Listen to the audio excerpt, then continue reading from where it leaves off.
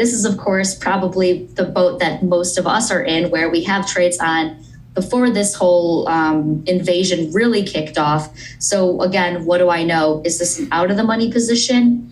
Well, typically because of volatility expanding, we're probably going to see some extrinsic value losses. I'm sure Mike has talked ad nauseum about extrinsic value. Word. It literally is, but it's his favorite word for a reason, right? If it's an in the money position, do I have the ability, like, is it defined risk or undefined risk? That's all going to help me figure out how to approach this. So the big takeaways here are, if you have a defined risk position, your deltas are basically canceling each other out right now from this volatility expansion. And typically there isn't really much to do with a defined risk position in major market swings. On the other hand, if you have an undefined risk trade, your deltas are probably flying around a lot, especially today when we see, highs and lows on the day of hundreds of points in certain equity indices. So you might have to adjust your management based on your assumption, and really kind of ask yourself the hard questions of, okay, like, do I really want to stay in this thing longer term? Am I comfortable rolling this out into perpetuity? So on and so forth. And then last but not least, I know I'm, kind of the lecturer today, and I want the next conversation we have to be more of a discussion. But as far as exiting positions, typically around that 21-day time frame, we like to exit trades at tastytrade because we've kind of captured a lot of that theta decay. And at 21 days, it's just risk. But because of the vol expansion, we might actually see extrinsic value in those options stick around for longer, which means you have to hold your trades for longer.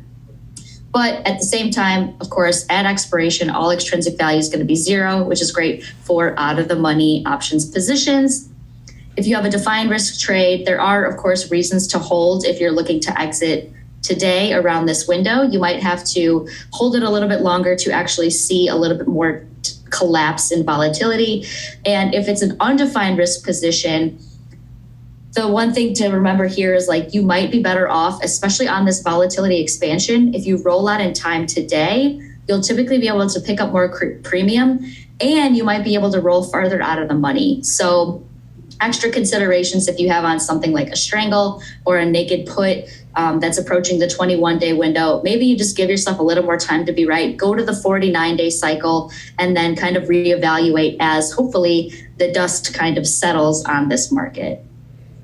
That's good. Thank you for that, Katie. And that's my 5-minute lecture with you guys. This went so quickly. Yeah. Oh my gosh. A lot of value. Yeah. Thank you for joining us. I know we're out of time, so I'm excited to have you on next time where we can open up the discussion, talk more about it. But that is it for today's assignment. As always, I'm Kayla. I'm Errol. I'm Katie. See you guys later. You're muted. Thank you. Cool, Thank you. Thanks, bye. All right, so it's a Whoops. Whoops, whoops. Okay. Welcome. What do you guys think? For those of you that were watching, the 30 of you that are remaining, did that make sense? What are your thoughts? Drop it in the comments. Thumbs up if that made sense. Thumbs down if you're like, that was hard to listen to. What should we